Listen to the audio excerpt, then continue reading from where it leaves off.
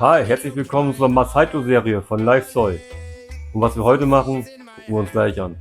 I'm about to grow a new plant in my yard all day with my tools in my hand. I'm about to work with the land in my yard all day with some soil in my hand. I'm about to grow a new plant. Hi, schön, dass ihr wieder dabei seid. Es sind jetzt 2 Wochen vergangen, dass wir die Erde fertig gemacht haben. Und guckt euch das mal an. Es ist herrlich am Sprießen, noch wesentlich mehr als letzte Woche. Und ihr sehen könnt, was ich damit immer gerne mache, ab und zu einfach ein bisschen unterdrücken. So. Das mache ich immer ab und zu ganz gerne. So kann sich die Mulchschicht schön mit dem Grün verbinden hier. Und das wird ein richtig nährstoffreicher Düngerspeicher für unsere Pflanzen. Und apropos Pflanzen, wie ihr sehen könnt, hier steht noch nichts anderes drin außer die Töpfe. Das heißt, die Stecklinge sind leider noch nicht da, aber die kommen im Laufe der nächsten Woche. Ich habe schon Bestätigungs-E-Mail, alles da. Und es werden wunderbare Black Cherry Punch. Und da freue ich mich richtig drauf. Die kommen hier rein, kommen schon einen halben Liter Topf angeliefert. Werden wir nächste Woche hier einsetzen. Deswegen gibt diese Woche eigentlich nicht viel zu machen. Es kommt noch einmal wieder unsere schöne 5%ige Wasserlösung heute drauf, die ich immer einmal die Woche jetzt mache, da die nicht allzu viel trinken und die noch gut feucht sind. Von daher, ja, wollte ich einmal nochmal drüber gehen, wie wir die bewässern. Und zwar werden wir die mit einem Blumat-System bewässern, zusammen mit so einem genannten Drip-Ring, also einem Tropfring. Und wie die Sachen aussehen, die gucken wir uns mal an. Die habe ich nämlich hier schon auf den Tisch gelegt. Und zwar hier. Da haben wir dann einmal Tomatkarotten. Wie ihr sehen könnt, die war schon mal im Gebrauch. Die habe ich schon mal in einem anderen Beet gehabt. Dann haben wir hier noch so kleinere. Die kommen in den 20 und 40 Liter Töpfen. Die hier kommen in den 100 Liter Töpfen. Und die laufen dann alle über diesen Tank, womit auch mal ein anderes Feld befeuert wird. Und dann treffen die alle nachher hier drauf.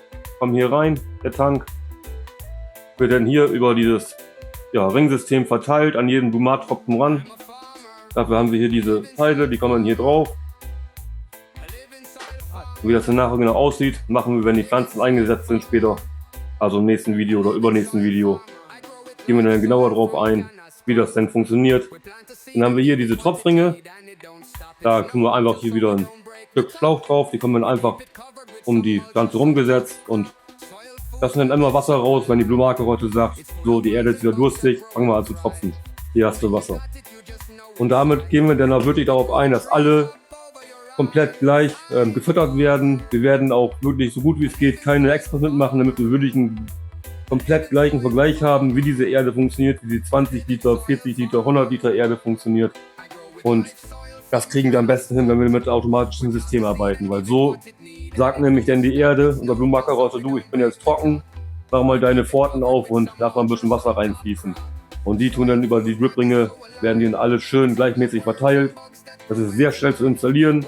Wichtig bei denen ist nachher, das werde ich aber auch noch alles im Installationsvideo erklären, dass sie nicht unter dem Mulch sind, sondern auf dem Mulch sind. Das ist wichtig bei denen, das ist nicht wie mit dem Drip Tape, was wir doch bei den anderen hatten.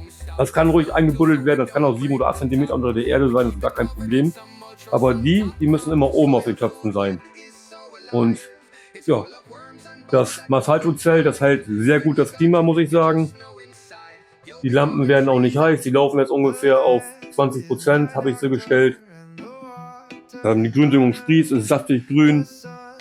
Die Töpfe haben noch schön Feuchtigkeit drin, das merkt man auch, wenn man hier drauf packt. Das ist alles noch schön feucht hier. Und ja, der Ventilator immer noch super leise, macht keine Zicken. Die Abluft hörst du kaum, kann man super kontrollieren. Hier mit der Lampe, wie gesagt, kaum Wärmeentwicklung bis jetzt.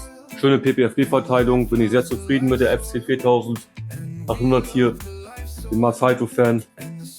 Und den Abluft der 6 Zoll, den 21x21 Zelt von Masaito mit den schönen dicken Stoff.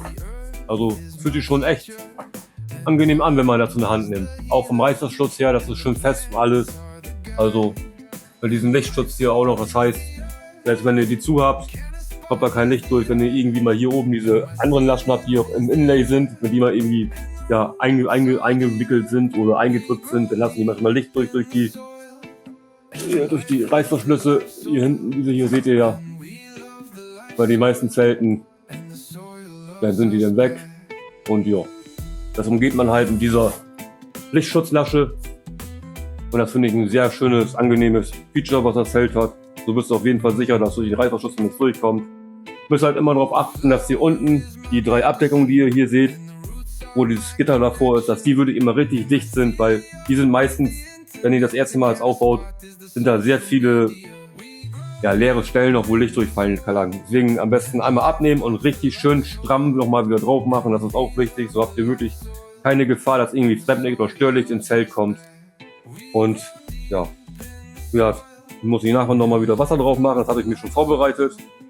Aber wie das geht, habt ihr in den letzten 2 Videos gesehen, da brauchen wir nicht weiter drauf eingehen, da kommen die gleichen Sachen rein. Da kommt ein bisschen Saponin rein, da kommt ein bisschen effektive Mikroorganismen rein und das war's eigentlich schon. Und damit geht's dann hier los. Und damit besprühen wir dann nachher wieder die Pflanzen. Oder wir oder ich dann. Und dann hoffe ich, dass nächste Woche, dass in Dienstag, Mittwoch, die Pflanzen einkommen. Und mehr gibt's eigentlich wirklich nicht in diesem Video heute zu sagen. Leider. Aber was soll's. Wir haben uns nochmal hier die Pflanzen angeguckt, wie die Gründüngung ist. Die wirklich extrem schön gemacht und wir sehen den Granatklee, wir sehen den Gelbsenf. Das ist einfach herrlich. Also wirklich. Ich bin wirklich mehr als zufrieden, wie das hier am Durchwachsen ist. Das Schöne ist ja jetzt, da die jetzt alle am Wachsen sind, gehen die Wurzeln schon mal komplett durch, lockern die Erde auf, sehen zu, dass die Salze umgewandelt werden, die da drin sind, alles in Nährstoffe, die für die Pflanzen gut verfügbar sind.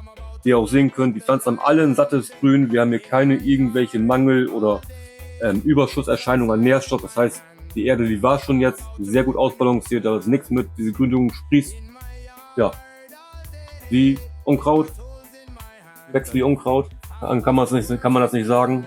Und damit werden wir wirklich unsere Pflanzen mehr als genug Nährstoffe eigentlich für unsere Erde haben. Gerade in den 100 Liter, das sollte mehr als ausreichend sein. Am meisten bin ich gespannt auf den 20 Liter Topf, wie der am Performen ist.